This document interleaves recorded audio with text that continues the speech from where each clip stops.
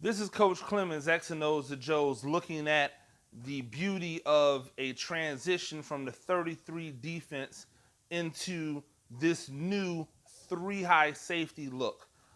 So what you're looking at right now is essentially a three high safety look. I'm going to move back to what you would see a normal 33 stack defense look like.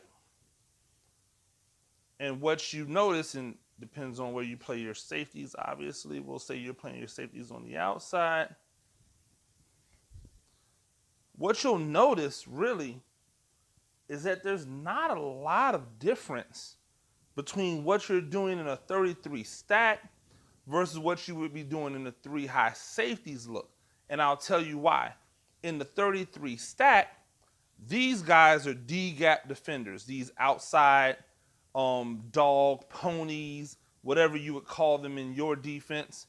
These guys are D-gap defenders. They're alley players. They play in the alley. They're responsible for the D-gap. So when we move back to our three safety look, they're still going to be alley players. They're still going to run the alley and be responsible for the D-gap. Now, the linebackers in the normal 33 would be responsible for the B gap based off of where the alignment of the defensive end is. This is if you're running a 33 stack that is a one gap type of defense. Well, the only difference is when you go to a three high safety look, you're asking these defensive ends to play four eyes.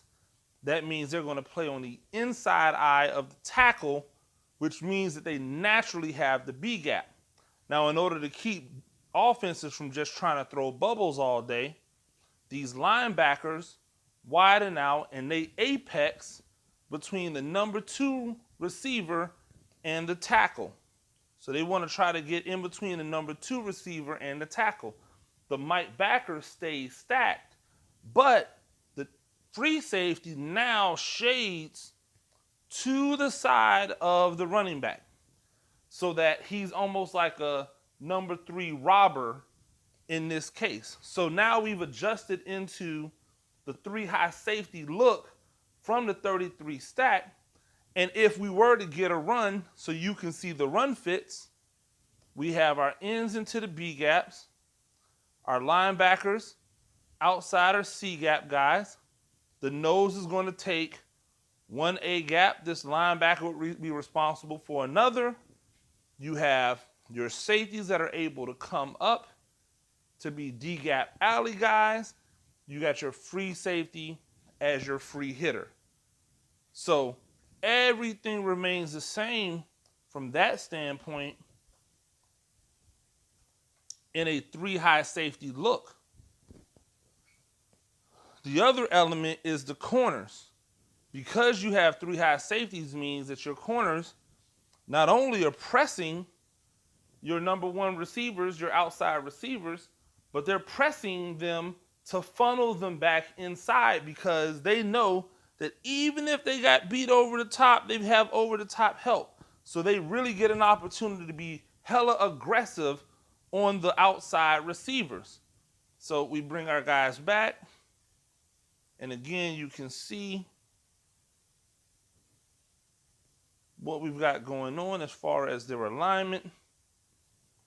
You don't want to get your linebackers too far out, but you definitely want to have them there. Now, how this equates, because people go, oh, well, if somebody does this, I'm just going to run it all day. Well, yeah, that's definitely the answer, but you have to remember that this is a defense that you might employ on 3rd down or 2nd down and long. So you don't have an opportunity to really say, okay, well, I'm definitely going to pick up 11 yards, 12 yards, 8 yards, 7 yards on this run play, because all of the interior gaps are taken care of.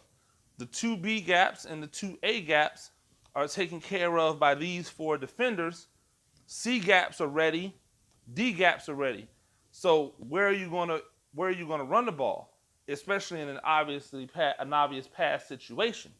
So now the defense is betting that they can bend but don't break and give up just enough yards to make this offense punt.